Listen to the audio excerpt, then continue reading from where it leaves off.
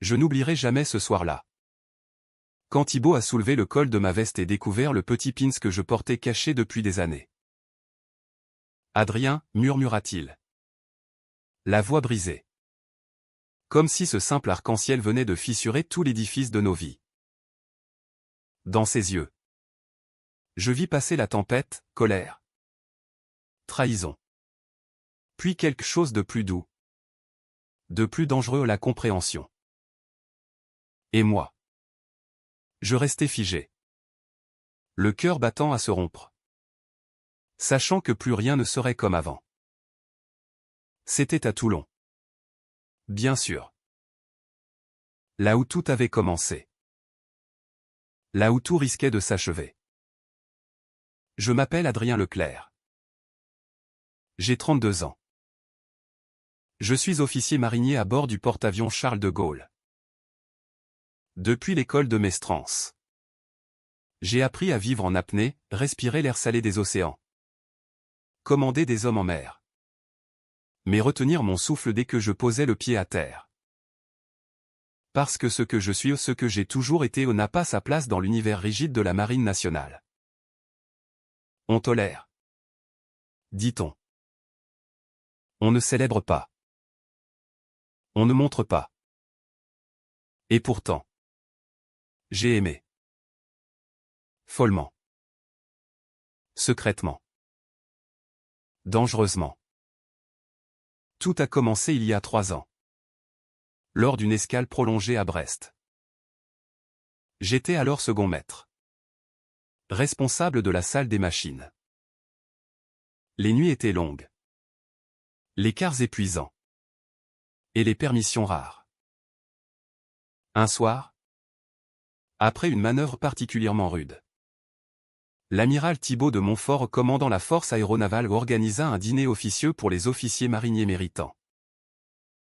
Il voulait, disait-il, connaître ceux qui font tourner le bateau quand les officiers dorment. Je me souviens encore de la façon dont il m'a regardé ce soir-là. Pas comme un supérieur regarde un subordonné. Pas comme un homme hétérosexuel regarde un autre homme. Non. C'était un regard qui cherchait. Qui sondait. Qui reconnaissait quelque chose de familier dans la solitude que je portais comme une seconde peau. Thibaut avait 48 ans. Veuf depuis 5 ans, sa femme emportée par un cancer fulgurant. Pas d'enfant. Une carrière exemplaire, Saint-Cyr. Mission en Afrique. Commandements successifs. On le disait dur. Exigeant. Mais juste. On le respectait. On le craignait un peu. Moi. Je l'ai désiré dès le premier échange. Nous avons parlé tard dans la nuit. Sur le pont arrière. Loin des oreilles indiscrètes. Il m'a confié sa fatigue des mondanités parisiennes. Son amour pour la mer qui efface tout. Je lui ai parlé de ma Bretagne natale. De mon père pêcheur disparu en mer. De cette vocation qui m'avait sauvé de l'ennui provincial. Nous n'avons rien dit de nos cœurs. Pas encore. Mais quand nos mains se sont frôlées en passant une bouteille de vin. Le courant a été si violent que nous avons tous deux reculé comme brûlés. Après cela, les escales sont devenues des rendez-vous secrets. Un hôtel discret à Marseille. Une maison louée près de Lorient. Des nuits volées où nous nous retrouvions enfin nus, non pas de corps. Mesdames. Thibaut, avec sa rigueur militaire, se révélait tendre, presque timide. Il caressait mes cicatrices comme on lit un livre sacré. Il murmurait mon prénom comme une prière. Et moi, je me perdais dans ses bras, oubliant que le monde extérieur nous condamnerait. Mais le secret pèse. Chaque retour à bord était une torture. Je voyais Thibaut en réunion. Impeccable dans son uniforme blanc. Me saluant d'un « bonjour ». Second maître Leclerc, glacial. Alors que la veille il gémissait mon nom dans l'obscurité. Je me haïssais pour cette duplicité. Je le haïssais parfois de ne pas avoir le courage de tout envoyer balader. Et pourtant, je l'aimais plus que tout. Le pins arc-en-ciel. Je l'avais acheté à Paris. Lors d'une permission solitaire. Un tout petit badge. Discret. Que je portais épinglé à l'intérieur de ma veste de service. Un acte minuscule de rébellion. Un rappel que j'existais au-delà du matricule. Je ne pensais pas qu'un jour quelqu'un le verrait. Jusqu'à ce soir fatidique à Toulon. Nous venions de rentrer d'une mission de 6 mois en Méditerranée orientale. L'équipage était épuisé. Mais l'ambiance électrique, permission. Retrouvailles. Alcool. Thibaut m'avait convoqué dans son bureau à terre pour faire le point sur les performances machines. Prétexte habituel. J'y suis allé le cœur battant. Espérant quelques minutes volées. Mais il était différent. Tendu. Les traits tirés. Il m'a fait asseoir. A fermé la porte à clé. Puis, sans un mot, il s'est approché et a soulevé le col de ma veste. Comme pour ajuster mon insigne. Ses doigts ont effleuré le pins. Il s'est figé. Le silence a duré une éternité. Depuis quand, a-t-il demandé enfin. La voix rauque. Je n'ai pas pu mentir. Pas à lui. Toujours. Il a reculé d'un pas. J'ai vu passer sur son visage tout ce que je redoutais, le dégoût, la trahison, la peur. Puis quelque chose d'autre. Une douleur immense. Tu crois que je ne le savais pas, a-t-il murmuré. Je l'ai regardé. Abasourdi. Adrien, je suis comme toi. Le monde s'est effondré. Je n'ai pas dormi cette nuit-là. Comment aurais-je pu? Les mots de Thibaut tournaient en boucle dans ma tête. Comme un écho dans la coque vide d'un navire à quai. Je suis comme toi. Prononcé si bas que j'avais d'abord cru à une hallucination. Mais non. Il l'avait dit. Et dans ses yeux. J'avais vu la même terreur que celle qui me rongeait depuis l'adolescence. Nous n'avons pas fait l'amour ce soir-là. Nous sommes restés assis face à face. Dans son bureau au mur lambrissé de cartes marines. À nous regarder comme deux naufragés qui découvrent qu'ils portent le même secret mortel. Il m'a raconté. D'une voix hachée. Entrecoupée de silence. Sa première fois. À l'école navale. Avec un camarade de promotion. La culpabilité ensuite. Le mariage arrangé avec Claire. Qu'il aimait sincèrement mais pas assez. Les années à se convaincre que c'était une phase. Les missions lointaines pour fuir. La mort de sa femme comme un châtiment divin. Et moi. Le seul homme qu'il ait jamais aimé assez pour risquer tout. Pourquoi ne me l'as-tu jamais dit, ai-je demandé. La gorge nouée. Il a eu un sourire amer. Parce que je suis amiral. Adrien. Et que dans notre monde. Un amiral ne peut pas être ça. Ça, m'a transpercé comme une lame. Je me suis levé. Prêt à partir. Il m'a retenu par le poignet. Ne pars pas. Pas comme ça. Mais j'étais trop blessé. Trop en colère contre lui. Contre moi. Contre cette institution qui nous forçait à nous haïr nous-mêmes.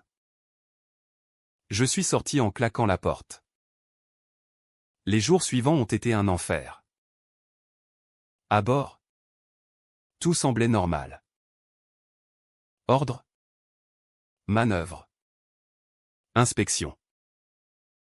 Mais chaque fois que nos regards se croisaient, c'était une décharge électrique. Il m'évitait. Je l'évitais. Et pourtant, la nuit, je repensais à ses aveux, à sa vulnérabilité. Et une rage sourde montait en moi, pourquoi devions-nous payer si cher le droit d'aimer? Puis est arrivée la rumeur. Un quartier-maître, avec qui j'avais partagé quelques bières lors d'une permission, avait surpris une conversation téléphonique. Rien de compromettant. Juste mon prénom prononcé avec trop de tendresse par quelqu'un au bout du fil. Il n'en avait pas fallu plus. Les murmures ont commencé. Leclerc, il est bizarre. Non. Toujours seul. Jamais de copine. Puis plus direct, une pédale dans la salle des machines. Ça craint. Je faisais bonne figure. Je serrais les dents. Mais à l'intérieur, je me décomposais. Un soir, après le quart, 2 matelots m'ont coincé dans un couloir désert. Alors? C'est vrai? T'aimes les mecs? J'ai nié. Violemment. Trop violemment. L'un d'eux a ri. L'autre m'a poussé contre la cloison. On va vérifier. Si tu veux. Je me suis débattu. J'ai frappé. Du sang a coulé. Alerte générale. Enquête interne. J'ai été mis à pied en attendant. Thibault a été informé. Je l'ai vu blêmir en apprenant l'incident. Il n'a rien pu faire officiellement. Mais le soir même, il m'a fait convoquer dans ses quartiers. Il était défait. Les yeux rougis. Tu vas porter plainte? Pourquoi? Dire la vérité? Il s'est pris la tête entre les mains. Adrien. Si ça sort, c'est la fin pour nous deux. Pour moi. Surtout. Toi. Tu es intouchable. Il s'est levé. Furieux. Tu crois que je n'ai pas peur? Tu crois que je dors? La nuit? Nous nous sommes criés dessus. Pour la première fois. Des mots terribles. J'ai pleuré. Il a pleuré. Et puis, dans un élan désespéré, il m'a embrassé. Fort. Comme on se raccroche à une bouée. Mais le lendemain, la sentence est tombée, mutation disciplinaire pour moi. Loin. Très loin. À Papeete. Un exil doré. Thibault n'a pas protesté. Il n'a pas pu. Je suis parti sans lui dire au revoir. Les mois à Tahiti ont été un lent suicide. Le soleil? La mer turquoise. Les cocotiers autour me rappelaient ce que j'avais perdu. Je travaillais sur une petite base logistique. Loin des grands navires. Loin des regards. J'étais devenu un fantôme en uniforme. Thibault m'écrivait. Des lettres codées. Envoyées à une boîte postale. Des mots d'amour déguisés en rapport technique. Je les lisais et relisais jusqu'à l'usure. Je répondais. Parfois tendrement. Parfois avec rage.